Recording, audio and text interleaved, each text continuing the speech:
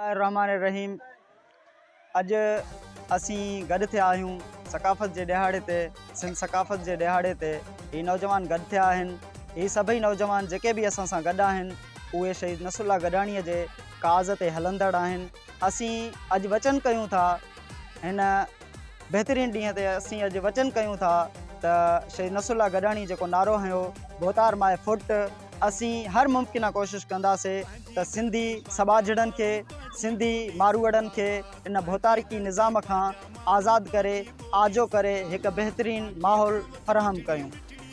इन मौक़े ते शहीद नसरुल्लाह गडाणीअ जे इन्वेस्टिगेशन अफसरनि जेका इन्वेस्टिगेशन कई, पुलिस तरफ़ां जेका ज़्यादती कई वई शहीद नसरुल्लाह गडाणीअ जे क़तल सां, उन बारे में भी थोरो असीं अर्ज़ु रखंदासीं त पूरी दुनिया जाने थी त पहिरीं इन्वेस्टिगेशन थी, उन भी भोतारनि खे जेको आहे पर्दे में रखण जी कोशिश कई। ॿी इन्वेस्टिगेशन थी जेका सिराज लाशारी कई, उन बि भोतार खे जेको आहे पर्दे में रखण जी कोशिश कई, उनखे बी क्लास में रखियो, उनजो नालो बरालो। पहिरीं इन्वेस्टिगेशन खां वठी करे आख़िरी जेको तनवीर तुने इन्वेस्टिगेशन कई त पूरी दुनिया जाने थी टिननि इन्वेस्टिगेशन में भोतार जा कमदार जेके हुया, भोतार जा जेके वाठा हुया, मुंशी हुया, उहे टिननि इन्वेस्टिगेशन में ज़ाहिर थींदा अचनि था। पूरी दुनिया जाने थी त शहीद नसरुल्लाह गडाणीअ खां तकलीफ़ कंहिंखे हुई, उहो असीं ॼाणूं था। इन्वेस्टिगेशन में पैसनि जे एवज़ ते, लालच जी एवज़ ते, पाण खे बहितर साबित करण जी एवज़ ते तनवीर तुने जेके ज़्यादती कई आहे, भोतार खे ख़ारिज कयो आहे। पर पूरी दुनिया जाने थी त मुंशिन शहीद नसरुल्लाह गडाणीअ ते वार कंहिंजे चए ते कयो आहे। ही अवामी अदालत में, असीं पंहिंजे नौजवाननि जे अदालत में ही असीं केस रखूं था ऐं असांजो केस अल्लाह जी दरबार में भी हले पियो। उहो भी असां सां इंसाफ़ कंदो, शहीद नसरुल्लाह गडाणीअ जे यतीम ॿारनि सां इंसाफ़ कंदो, उन जे भाउ सां, उन जे अमड़ सां इंसाफ़ कंदो। ऐं इंशाअल्लाह असीं कोर्टनि में भी सुठी उम्मीद रखूं था त जल्द कोर्ट असांखे इंसाफ़ ॾींदा। जेको वकील असांजे ऐलान कयो त असीं उनखे हाई कोर्ट में केस खे चैलेंज कंदासीं।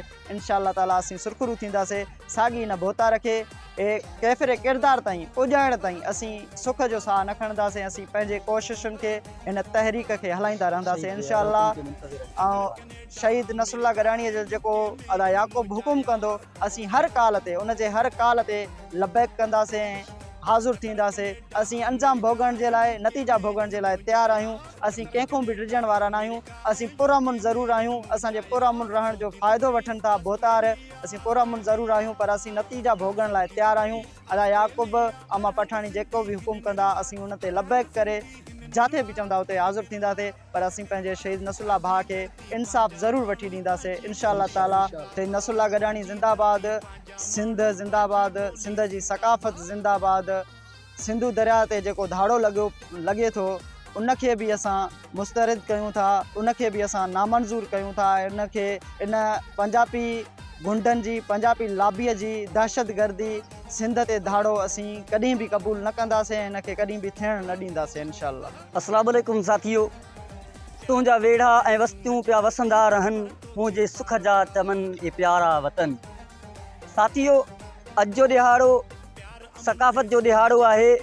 सिंध समेत पूरी दुनिया में जेके भी सिंधी माण्हू आहिनि, उहे अॼु जे ॾिहाड़े खे जोश ऐं जज़्बे सां मल्हाइनि था पिया, जोश सां मल्हाइनि था पिया। ही एकता जो ॾिहाड़ो आहे। 1 डिसंबर हर साल वांगुरु मल्हायो वञे थो पियो, अॼु भी मल्हायो वञे थो पियो। पूरी सिंध, ईअं सम्झो कि पूरी दुनिया जे अंदरि सिंधी माण्हू इनखे जोश ऐं जज़्बे सां मल्हाइनि था पिया। सकाफ़त चइबो आहे अक़ल धारण खे, अक़ुल वधाइण खे। सकाफ़त जी इस्तिलाही माना आहे, सकाफ़त चइबो आहे इंसान जे ज़िंदगी गुज़ारण जो हिकिड़ो तरीक़ो। सकाफ़त यानी मज़हब, तहज़ीब, तमद्दुन, रियासतूं, रवाजूं, रस्मूं ऐं सिंधी ॿोली, इन पूरी इन्हनि खे जेको आहे सकाफ़त सॾियो वञे थो पियो। साथियो, असांजी सिंध भाईचारी ऐं मुहबत जो दर्स ॾिए थो पियो। असांजी सिंध अमन परस्त आहे। असांजा सिंधी तमामु महबूब ऐं प्यारा आहिनि। असांजी सिंध जी महिमान नवाज़ी पूरी दुनिया जे अंदरि मशहूरु आहे।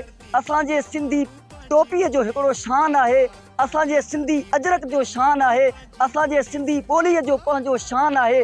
पूरी दुनिया असांजे सिंध सां मुहबत करे थी पई ऐं पूरी दुनिया असांजे सिंध जे टोपीअ सां, सिंध जे अजरक सां, सिंध जे लिबास सां, सिंध जे पटके सां मुहबत पेश करे थो पियो ऐं उहे फ़ख़ुरु करनि था पिया। हालांकि उहे सिंधी न आहिनि हूंदा, पर पटके सां मुहबत करनि था पिया, टोपीअ सां मुहबत करनि था पिया, सिंध जे अजरक सां मुहबत करनि था पिया। ऐं सिंध जेको आहे अमन परस्त आहे, सिंध अमन जो पैगाम ॾिए थो पियो ऐं असां सक़ाफ़त जे ॾिहाड़े ते इहो मैसेज था ॾियूं, बल्कि असां सिंधी आहियूं, असांजी सिंध सां मुहबत आहे, सिंध असांजी माउ आहे ऐं इहो मतिलबु सक़ाफ़त जो न आहे त असांजी बलोचनि सां नफ़रत आहे, असांजी पंजाबियुनि सां नफ़रत आहे। बाक़ी इहा ॻाल्हि आहे जेको सिंध जे वसीलनि खे, सिंध जे जज़ीरनि खे, सिंध जे ॿेटनि खे, सिंध जे पाणीअ खे, सिंध जे कोयले खे धाड़े हणणु, दॿाइण जी कोशिशि कंदो, असां उन जूं ॿई अखियूं कढे छॾींदासीं। बाक़ाइदा असां सिंधी मुहबत भरिया बि आहियूं, असां कंहिंसां नफ़रत नथा कयूं, पर असांजी सिंध ते जेको वार कंदो असां उन सां दुश्मनी बि कंदासीं। असां मुहबत वारा बि आहियूं, पर असां सिंधी गैरतमंद बि आहियूं। ऐं इन सक़ाफ़त जे ॾिहाड़े ते हर सिंधी पंहिंजो मैसेज ॾिए थो पियो। कोई सक़ाफ़त खे जेको आहे सूफ़ियाने कलाम सां मल्हाए थो पियो, कोई सक़ाफ़त खे लतीफ़ जे प्रोग्रामनि सां मल्हाए थो पियो, कोई सक़ाफ़त खे जेको आहे अदीब कॉन्फ्रेंस करे मल्हाए थो पियो, कोई सुगुड़ कचहरी सां मल्हाए थो पियो। लेकिन अॼु असांजो जेको हीउ मजमू आहे नौजवाननि जो, असां पंहिंजे सक़ाफ़त खे उन सिंध जे बहादुर पुट शहीद नसरुल्लाह गॾाणी जे नाले ते मुनाक़िद कयूं था पिया ऐं शहीद नसरुल्लाह गॾाणी जे शहादत खे सुरख सलाम पेश था कयूं। इन सां गॾोगॾु असां इहो पैगाम था ॾियूं, बल्कि सिंध हुकूमत खां इहो मुतालबो था कयूं त शहीद नसरुल्लाह गॾाणी जे कातिलनि खे फिलफोर गिरफ़्तार कयो वञे ऐं शहीद नसरुल्लाह गॾाणी जे खून सां इंसाफ़ कयो वञे, इंसाफ़ कयो वञे। असां इंसाफ़ जा मुंतज़िर आहियूं ऐं अव्हांखे ख़बर आहे असांजी सिंध जे अंदरि जेके बि ज़ुल्म थियनि था पिया उन्हनि जा बुनियाद इहे दलाल, इहे ज़ालिम सरदारी सिस्टम आहिनि, जेके पंहिंजे अनापरस्ती ते, जेके पंहिंजे बर्बरियत जी हाकिमियत क़ाइमु करे असांजे सिंधी नौजवाननि ते, सिंधी ग़रीब अवाम ते ज़ुल्म जा अंबार सटे रहिया आहिनि। ऐं अव्हांखे ख़बर आहे त सिंध जेको आहे, जेकी ज़ुल्म थियनि था पिया, इन्हनि जा बुनियाद क़ौमी वॾेरा आहिनि। छाजे करे? छो त उन्हनि वटि दौलत जी मिक़दार आहे, उन्हनि वटि पैसे वसीलनि जी मिक़दार आहे। उहे पंहिंजे इन ताक़त ते, इन बर्बरियत ते, अवामी माण्हुनि ते पंहिंजो रोब सटींदा आहिनि। असां इहो अहद था कयूं सक़ाफ़त जे ॾिहाड़े ते शहीद नसरुल्लाह गॾाणी जे नाले खे, नारे खे ज़िंदा करे असां पंहिंजी सिंध खां वॾेरनि खे नेकाली ॾेई करे पंहिंजे सिंध खे पाक कंदासीं। शुक्र अल्हम्दुलिल्लाह। ज़िंदगी में पहिरों भेरो सक़ाफ़ती ॾींहुं ॻोठ अली मोहम्मद गॾाणी लग कम गॾाणी में मल्हायो वञे पियो।